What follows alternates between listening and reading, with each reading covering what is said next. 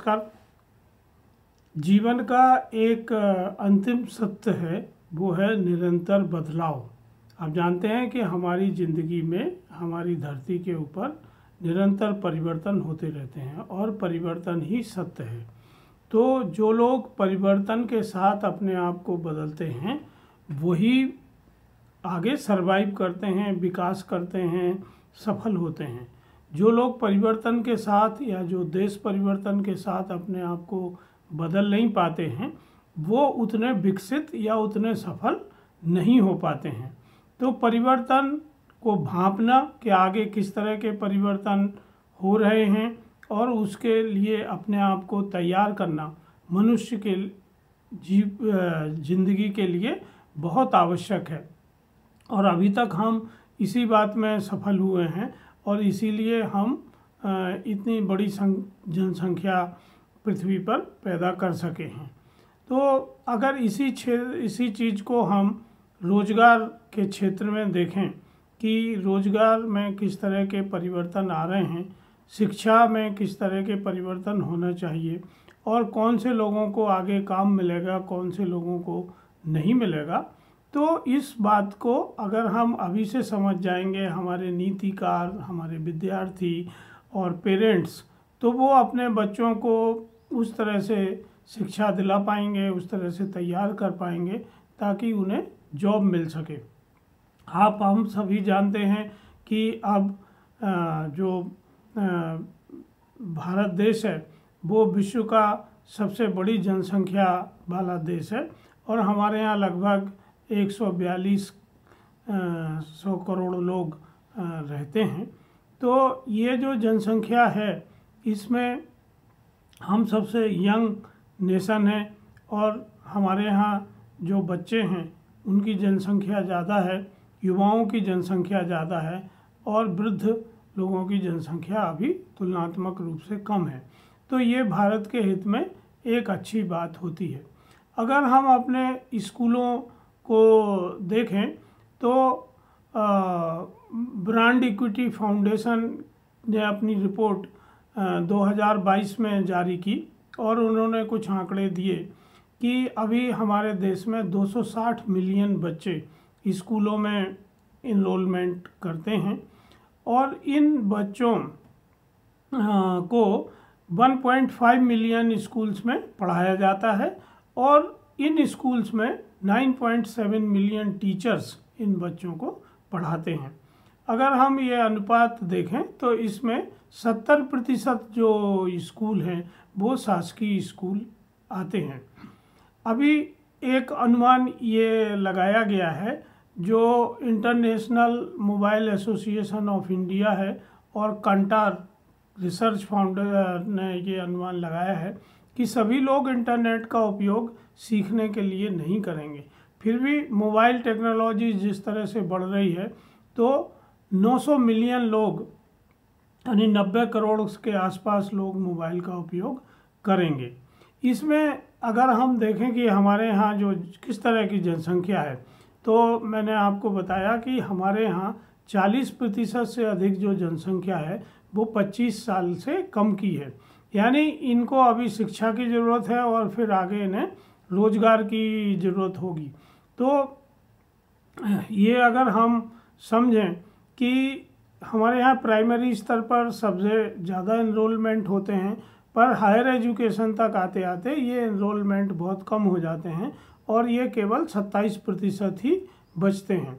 तो world economic forum ने एक रिपोर्ट जारी की है, the future of jobs report 2023। ये फ्यूचर में किस तरह के जॉब होंगे अगले 5 साल में, इसका उनने सर्वे किया है और इस सर्वे में लगभग 803 बड़ी कंपनियों को, विश्व की कंपनियों को इसमें शामिल किया गया है और इसमें 11.3 मिलियन वर्कर्स से बातचीत की गई है जो 27 इंडस्ट्री में काम करते हैं और 45 देशों में इकोनॉमिक जोन्स में ये लोग रहते हैं।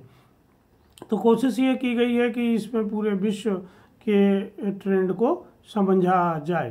तो अगर इस रिपोर्ट को हम देखें तो आगे क्या होने वाला है और किस तरह के जवाब उन्हें प्राप्त हुए हैं, तो 85% संस्थानों ने ये कहा है कि वो आगे टेक्नोलॉजी और ऑटोमेशन को और अपनाने की कोशिश करेंगे और इस कंपनियों में तेज़ी से इसको अपनाएंगे, जिसमें बिग डेटा है, क्लाउड कंप्यूटिंग है, एआई के फीचर्स हैं, ये आगे बहुत तेज़ी से बढ़ेंगे। 75% कंपनियां ये कह रही हैं कि वो 5 साल में पूरी तरह ऑटोमेटिक होने के लिए कोशिश करेंगी। तो इससे जो जॉब मार्केट है वो पूरी तरह बदल जाने वाला है। तो हम देखते हैं कि अभी जो है वो केवल मशीनों से 23% काम होता है और बाकी काम मनुष्यों द्वारा किया जाता है। जो अगले 5 साल में जैसे टेक्नोलॉजी का उपयोग बढ़ेगा तो 34% से अधिक काम मशीनों द्वारा किया जाएगा और बाकी काम 66% जो है वो मनुष्यों द्वारा किया जाएगा। तो इससे आप देखेंगे कि लगभग 42% तरह के काम पूरी तरह बदल जाएंगे और वो ऑटोमेटिक हो जाएंगे 2027 तक। तो इस ऑटोमेशन को अगर हम समझें, चूँकि हमारा देश सबसे युवा देश है और सबसे ज़्यादा रोजगार की आवश्यकता है, तो हमें अपने देश में इस ट्रेंड को समझना बहुत ज़रूरी है। अगर हम बात करें कि जो जॉब मार्केट है वो कौन कौन से जॉब ख़त्म होंगे और कौन से जॉब बचेंगे, तो अगर हम इसमें देखें कि जो क्लर्क का काम करते हैं, डेटा एंट्री करते हैं, राइटिंग का काम करते हैं, टिकट अकाउंटिंग, एडमिनिस्ट्रेशन का काम है, मतलब आप समझिए कि जो मैनुअल काम अभी हो रहे हैं वो सब ऑटोमेटिक हो जाएंगे और इसमें किसी तरह की जॉब की गारंटी नहीं होगी, इसमें कोई जॉब नहीं निकलेंगे। और जो जॉब होंगे वो 2 सेक्टर बहुत प्रॉमिसिंग हैं और इसमें एक है एजुकेशन और दूसरा है एग्रीकल्चर। तो अगर हम देखें कि इसमें जो एग्रीकल्चर सेक्टर है इसमें लगभग 3 मिलियन यानी 30 लाख जॉब नए बनेंगे। पर ये किस तरह के जॉब होंगे, इस जॉब को हमें समझना चाहिए कि ये मशीन आधारित होंगे। एग्रीकल्चर इक्विपमेंट ऑपरेटर होंगे, इसमें कंप्यूटिंग से आधारित होंगे और ये जो ग्रोथ रेट है इसका, इसमें लगभग 30% की वृद्धि अकेली एग्रीकल्चर सेक्टर में होगी। तो एजुकेशन और एग्रीकल्चर सेक्टर ऐसे होंगे जो बहुत तेज़ी से बढ़ेंगे। एजुकेशन में 10% की ग्रोथ होगी और एग्रीकल्चर में 30% की ग्रोथ होगी। पर इसमें डिजिटल ट्रांसफॉर्मेशन स्पेशलिस्ट होंगे, डिजिटल मार्केटिंग के लोग होंगे, ई कॉमर्स होंगे और स्ट्रेटजी के स्पेशलिस्ट होंगे। तो एग्रीकल्चर भी पूरी तरह बदल जाएगा आगे धीरे धीरे और हम देख रहे हैं कि बहुत तेज़ी से इसमें ऑटोमेशन हो रहा है और हमारी सरकारें उस तरह की नीतियां बना रही हैं ताकि अधिक से अधिक मशीन उपकरण का उपयोग हो। तो अगले 5 साल में 10 में से हर 6 लोगों को दोबारा से ट्रेनिंग लेने की ज़रूरत होगी, अपनी स्किल को अपग्रेड करना होगा। अगर ये वर्कर अपनी स्किल अपग्रेड नहीं करेंगे, अगर जॉब मार्केट में आने वाले नए विद्यार्थी अपनी स्किल को फ्यूचर के हिसाब से तैयार नहीं करेंगे तो उनके लिए कोई जॉब नहीं होगा और बेरोजगारी की दर बढ़ेगी।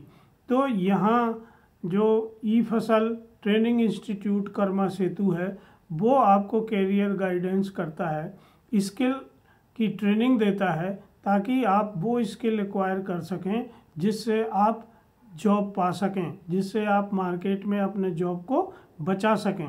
तो जो लोग भविष्य की तैयारी करना चाहते हैं उनसे मेरा अनुरोध है कि वो ई फसल ट्रेनिंग इंस्टीट्यूट कर्मा सेतु से संपर्क करें और अपने कैरियर को उस हिसाब से प्लानिंग करें ताकि भविष्य के बदलावों को वो अपने पक्ष में, अपनी सफलताओं में बदल सकें, ना कि अपनी विफलताओं में, अपने नुकसान में उसको देखें। तो हम अभी से तैयारी करेंगे तो ही आगे हम मार्केट फिट रहेंगे और भविष्य में भी हमारे जॉब सुरक्षित रहेंगे। तो आइए अपनी नई जनरेशन को इसके लिए हम तैयार करें और मिलके काम करें। धन्यवाद, नमस्कार।